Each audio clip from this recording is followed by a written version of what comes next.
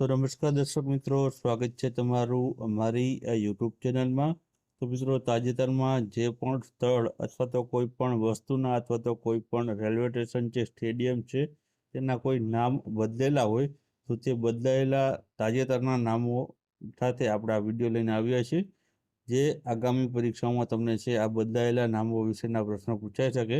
તો આ વિડીયોમાં આપણે છે તેના વિશે ચર્ચા કરવાના છીએ. તો વિડીયોમાં છે શરૂઆતથી અંત સુધી બન્યા રહેજો. તો ચાલો વિડીયોની શરૂઆત કરીએ. તો પહેલો પ્રશ્ન છે કે ભારતીય સેનાના પૂર્વીય કમાન્ડનું હેડક્વાર્ટર ફોર્ટ વિલિયમ, તેનું નવું નામ છે તો શું રાખવામાં આવ્યું છે? તો ઓપ્શન આપેલા છે વિજયદુર્ગ, વીરદુર્ગ, ભારતદુર્ગ કે અભયદુર્ગ. તો આમાં જવાબ આવશે મિત્રો ઓપ્શન એ આવશે. વિજયદુર્ગ છે તેનું નવું નામ છે તે રાખવામાં આવ્યું હતું. તેને છે ફોર્ટ વિલિયમના નામથી પહેલાં ઓળખાતું હતું, હવે છે વિજયદુર્ગના નામથી ઓળખાશે.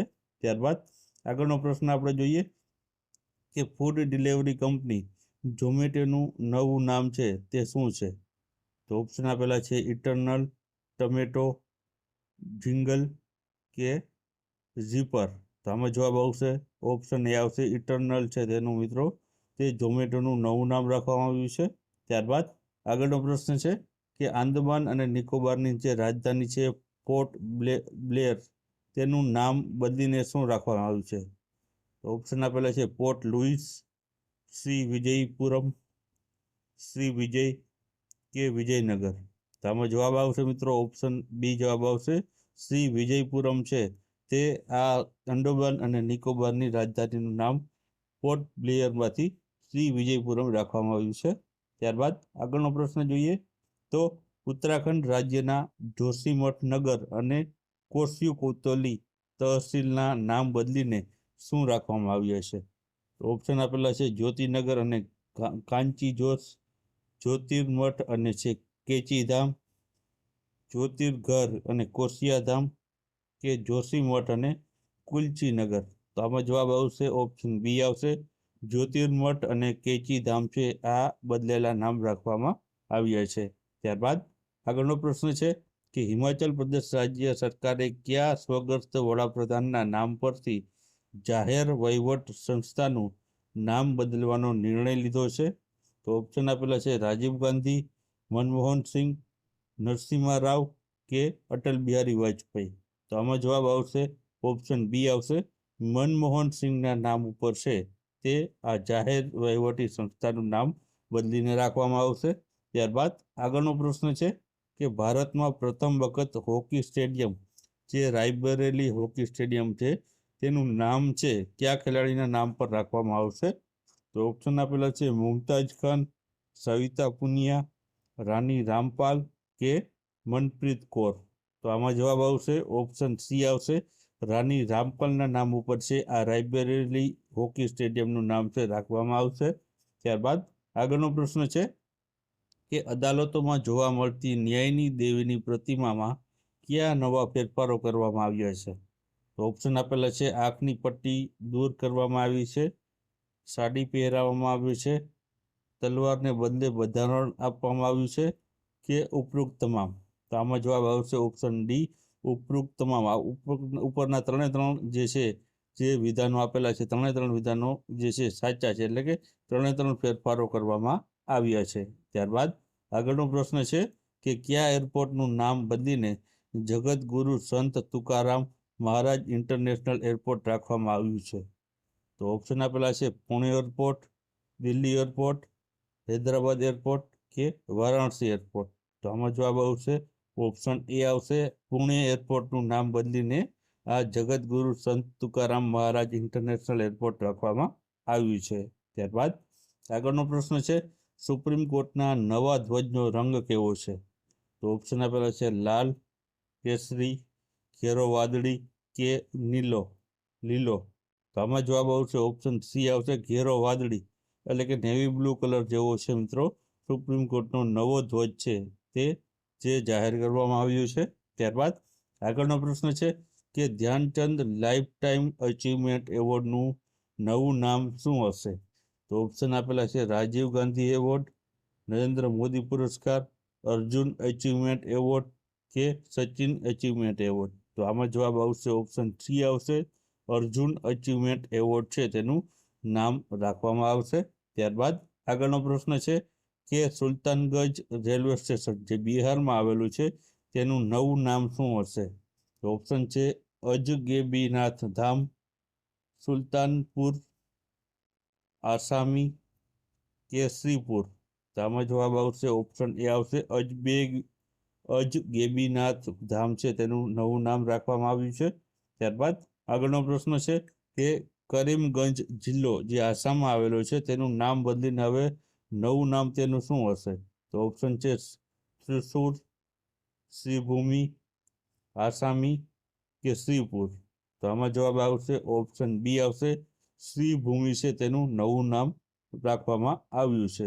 ત્યારબાદ આગળનો પ્રશ્ન છે કે રાષ્ટ્રભવન સ્થિત દરબાર હોલ છે તેનું નામ શું રાખીને શું બદલવામાં આવ્યું છે? તો ઓપ્શન આપેલા છે દરબાર હોલ, અશોકા હોલ, ગણતંત્ર મંડપ કે અશોક મંડપ. તો આમાં જવાબ આવશે ઓપ્શન સી આવશે, ગણતંત્ર મંડપ છે મિત્રો તે આ દરબાર હોલનું નામ બદલીને રાખવામાં આવ્યું છે. ત્યારબાદ આગળનો પ્રશ્ન છે કે રાષ્ટ્રપતિ ભવનમાં અશોક હોલનું નામ બદલીને શું રખાયું છે? તો નવું નામ શું છે? તો Darbar hall, Ashoka hall, Republic Pavilion કે અશોક મંડપ. તો આમાં જવાબ આવશે ઓપ્શન ડી આવશે, અશોક મંડપ છે તેનું નવું નામ છે રાખવામાં આવ્યું છે. ત્યારબાદ આગળનો પ્રશ્ન છે કે સુપ્રીમ કોર્ટના નવા લોગોમાં કોનું ચિત્ર છે? તો ઓપ્શન છે સ્કેલ્સ, અશોક ચક્ર, સુપ્રીમ કોર્ટની બિલ્ડિંગ કે બી અને સી બંને. આમાં જવાબ આવશે ઓપ્શન ડી, બી અને સી બંને, એટલે કે અશોક ચક્ર અને સુપ્રીમ કોર્ટની બિલ્ડિંગ બંને છે આ ધ્વજમાં છે તે દર્શાવવામાં લોગોમાં દર્શાવેલું છે. ત્યારબાદ આગળનો પ્રશ્ન છે કે ઉત્તર પ્રદેશમાં અયોધ્યા રેલવે જંકશનનું નામ શું બદલવામાં આવ્યું છે? તો ઓપ્શન છે અયોધ્યા રામ રેલવે સ્ટેશન, અયોધ્યા ધામ જંકશન, ધામ અયોધ્યાપુર સ્ટેશન કે અયોધ્યા રેલવે સ્ટેશન. તો આમાં જવાબ આવશે ઓપ્શન બી આવશે, અયોધ્યા ધામ જંકશન છે નવું નામ રાખવામાં આવ્યું છે. ત્યારબાદ આગળનો પ્રશ્ન છે કે બિહાર મખાનાનું નામ બદલીને નવું નામ શું રાખવામાં આવ્યું છે? તો ઓપ્શન આપેલા છે બિહારી મખાના, મિથિલા મખાના, કમલમ ફૂડ્સ કે આમાંથી કોઈ નહીં. તો આમાં જવાબ આવશે ઓપ્શન બી આવશે, મિથાલી મખાના છે આ બિહારી મખાનાનું નામ રાખવામાં આવ્યું છે. ત્યારબાદ આગળનો પ્રશ્ન છે કે ભારતભરમાં 3 નવા ફોજદારી કાયદા ક્યારથી અમલમાં આવ્યા છે? તો ઓપ્શન છે 1 ડિસેમ્બર 2023, 1 જાન્યુઆરી 2024, 1 જુલાઈ 2024 કે 15 જુલાઈ 2024. આમાં જવાબ આવશે ઓપ્શન સી આવશે, 1 જુલાઈ 2024થી 3 નવા ભારતીય જે ફોજદારી ધારાઓ છે તે અમલમાં આવ્યા છે. આઈપીસી, સીઆરપીસી અને એવિડન્સ એક્ટની જગ્યાએ 3 નવા ફોજદારી ભારતીય કાયદા અમલમાં 1 જુલાઈ 2024થી આવ્યા છે. ત્યારબાદ આગળનો પ્રશ્ન છે કે તાજેતરમાં કયા શહેરને સત્તાવાર રીતે આંધ્રપ્રદેશની સંપૂર્ણ રાજધાની જાહેર કરવામાં આવી છે? તો ઓપ્શન આપેલા છે હૈદરાબાદ, અમરાવતી, વિશાખાપટ્ટનમ કે ચેન્નઈને. તો આમાં જવાબ આવશે ઓપ્શન બી આવશે, અમરાવતીને છે સંપૂર્ણપણે છે તે આંધ્રપ્રદેશની જે રાજધાની જાહેર કરવામાં આવી છે. ત્યારબાદ આગળનો પ્રશ્ન છે મહારાષ્ટ્ર સરકારે અહમદનગર જિલ્લાનું નામ છે તે શું રાખવાનો નિર્ણય કર્યો છે? તો ઓપ્શન એ છે શિવાજીનગર, અહલ્યાનગર, રાજેન્દ્રનગર કે માલવાનગર. તો આમાં જવાબ આવશે ઓપ્શન બી આવશે, અહલ્યાનગર. ત્યારબાદ આગળનો પ્રશ્ન છે કે કેરળ રાજ્યનું નવું નામ બદલીને શું રાખવામાં આવ્યું છે? તો ઓપ્શન આપેલા છે ત્રિશુર, કેરળમ, કેલુવુમ કે મલયાલમ. તો આમાં જવાબ આવશે ઓપ્શન બી આવશે, કેરળમ છે તેનું નવું નામ રાખવામાં આવ્યું છે. ત્યારબાદ આગળનો પ્રશ્ન છે સૌરાષ્ટ્ર ક્રિકેટ એસોસિએશનનું જે સ્ટેડિયમ છે તેનું નામ બદલીને શું રાખવામાં આવ્યું છે?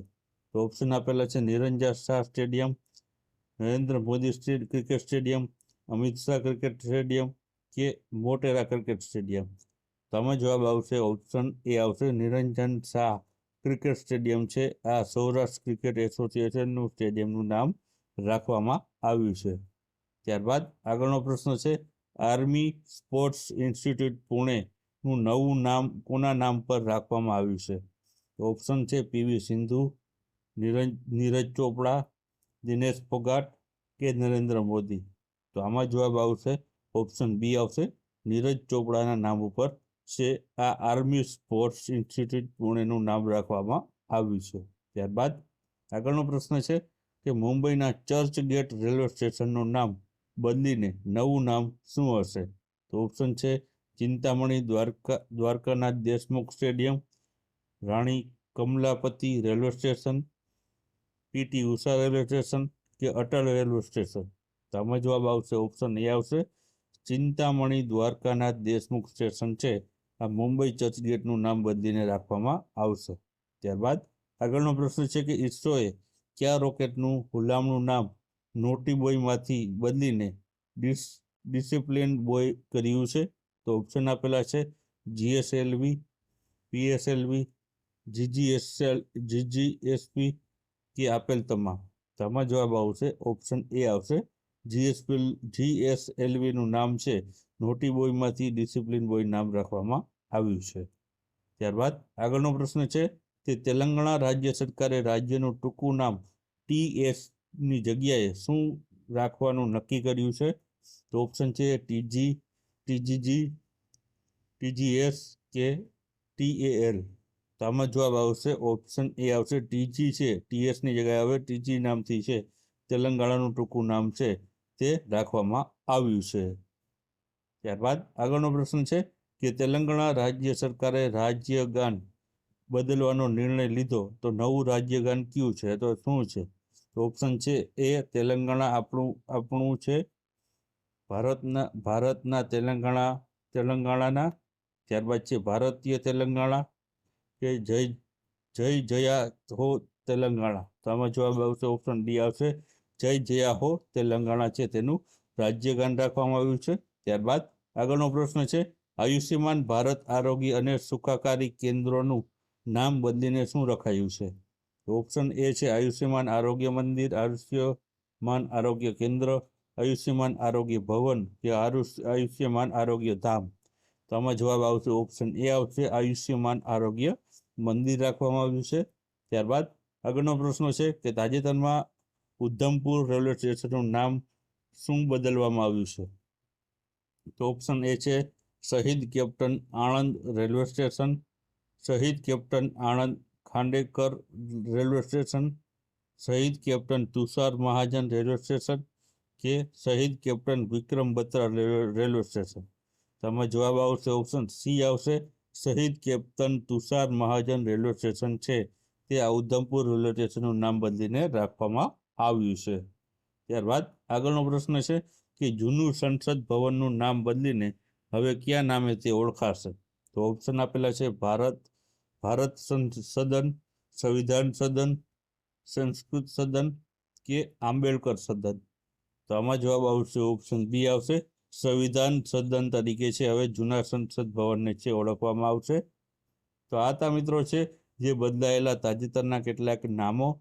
તો તમને જો આ વિડીયો પસંદ આવ્યો હોય તો વિડીયોને લાઈક કરજો અને વિડીયોને શેર કરજો.